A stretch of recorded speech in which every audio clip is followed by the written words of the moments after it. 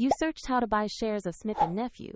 They are a global medical technology company focused on orthopedics and wound care, trading on LSEPLC under the ticker SN.L. This video is for educational purposes only and does not constitute financial advice.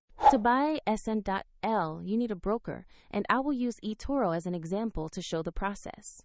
After signing up, you will need to verify your account with an identity document and add funds before you can place an order. Use the platform search bar and enter the ticker SN.L to find the listing. Select the result that matches Smith Nephew on the LSE to open the stock page. On the stock page, check the company summary, and the price chart to confirm it is Smith Nephew. Make sure the exchange shows LSE or the SN.L ticker before proceeding. Tap Invest or Buy, enter the amount you want to allocate, then review the order details and confirm to place the trade. If the market is closed, the order may be queued or pending, and if you lack sufficient funds, the platform will prompt you to add money before final confirmation.